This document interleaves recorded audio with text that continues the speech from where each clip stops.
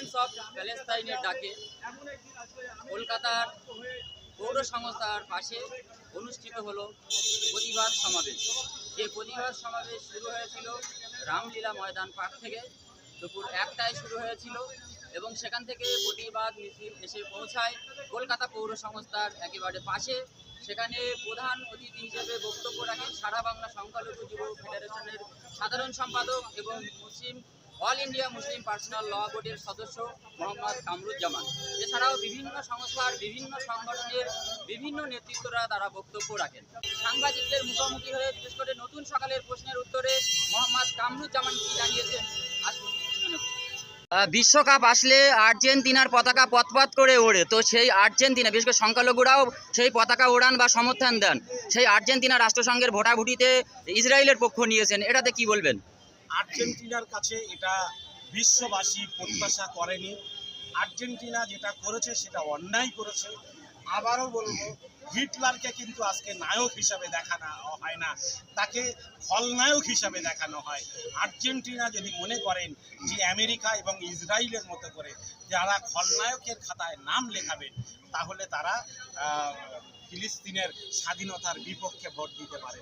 কিন্তু আরও ভোট বাকি আছে। আমি আর্জেন্টিনার কাছে আবেদন জানাবো, তারা মানবতাবাদী মানুষের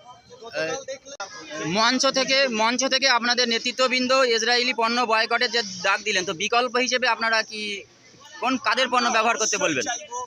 ইসরায়েল এবং আমেরিকা এই দুটো দেশের পণ্য বয়কট করা হয়েছে। আমি যদি বিমারগ্রস্ত হই, তাহলে আপনাদের সামনে আমি রাজ্যবাসীর কাছে যদি এমন কোনো ওষুধ থাকে বা চিকিৎসা থাকে যেটা আমেরিকার আর ইসরায়েল, যেটা না নিলে আমি বাঁচব না, তারপরেও আমি মৃত্যুবরণ করব, কিন্তু আমেরিকা আর ইসরায়েলের জীবনদায়ী ওষুধও খেয়ে বেঁচে থাকতে চাই। আমি আমার রাজ্যের সমস্ত ভাইকে বলবো, বিকল্প প্রোডাক্ট সবার সামনে আছে। যে আমেরিকা এবং ইসরায়েল যে সমস্ত প্রোডাক্টগুলো তৈরি করে তা ব্যবহার না করেও কিন্তু মানুষ বেঁচে থাকতে পারে। সেগুলো বিলাসিতাপূর্ণ প্রোডাক্ট, আপনারা কোনোভাবেই সেগুলো ব্যবহার করবেন না। আমেরিকা এবং ইসরায়েলের স্বৈরাচার বন্ধ করার জন্য আজকের অত্যন্ত প্রয়োজন হচ্ছে যে তাদের অর্থনৈতিকভাবে দুর্বল করা। আমেরিকা ইতিমধ্যেই দেউলিয়া হয়ে গিয়েছে।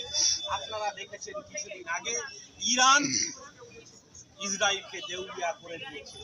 আজকে সেই দেউলিয়া পড়া অবস্থায় আপনার যদি মানবতাবাদীদের পক্ষে হাতকে শক্ত করতে পারে, তাহলে ইসরায়েল আর আমেরিকাকে তার সমস্ত রকম পণ্য বয়কট করে আপনি তাদের অর্থনৈতিক দেউলিয়াকে সমর্থন করুন এবং দেউলিয়াপনা বিশ্বের দরবারে তুলে ধরতে সহযোগিতা করুন।